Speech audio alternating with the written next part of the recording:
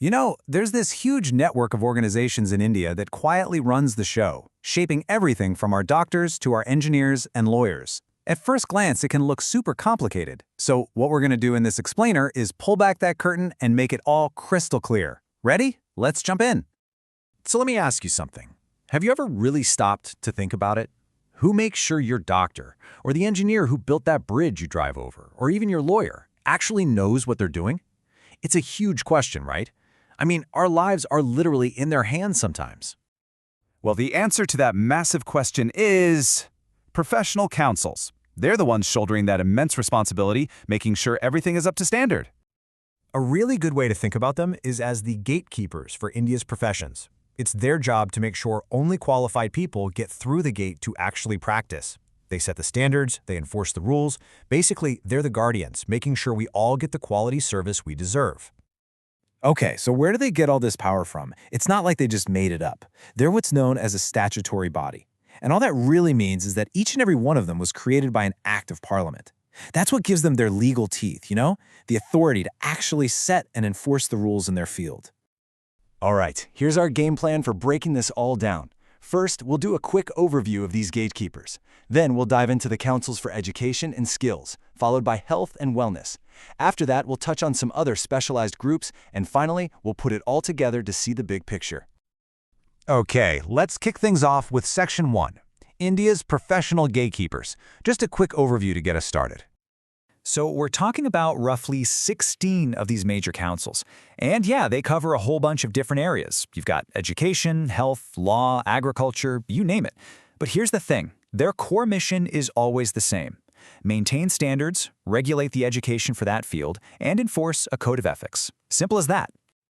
Next up, let's talk about the Education and Skills Councils. This is a big one, because this is really where it all begins, right? This is the foundation for the entire nation's future workforce.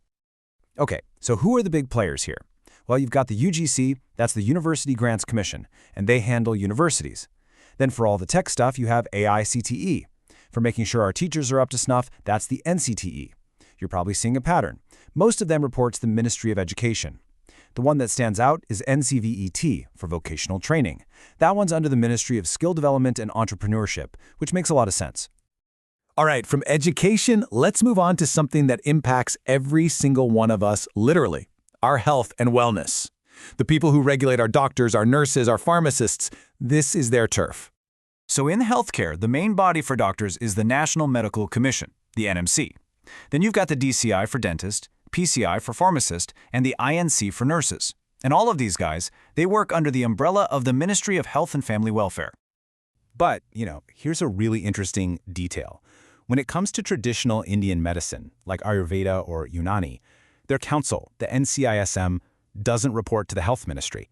Nope, it's under a totally separate ministry, the Ministry of Ayush. And that ministry was created specifically for these traditional practices.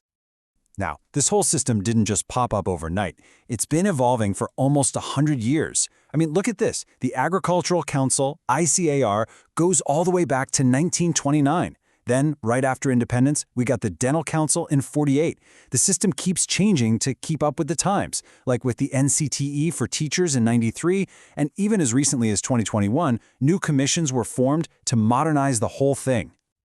Okay, so we've covered the big ones, education and health. But that's not the whole story. There are a bunch of other really important specialized fields that have their own dedicated councils. Let's check those out.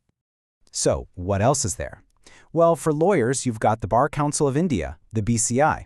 For vets and animal care, that's the Veterinary Council of India, or VCI. And then there's the Rehabilitation Council of India, the RCI, which sets standards for all the amazing professionals who work with people with disabilities. All right, we've gone through a lot of different pieces. Now it's time to put that puzzle together and look at the complete, unified picture. And here it is. This is basically the whole shebang on one slide, our master chart. It's got all 16 major councils, the law that created them, and which ministry they fall under. This is a great little cheat sheet if you ever need it. So, what's the big takeaway from all of this? It's that even though all these councils operate in different worlds with different rules, their core purpose, their reason for being, is identical: to make sure we have quality, ethics, and excellence in every single profession. But, nothing stands still. Society is changing, technology is moving at light speed, new jobs are being created, and old ones are being totally transformed.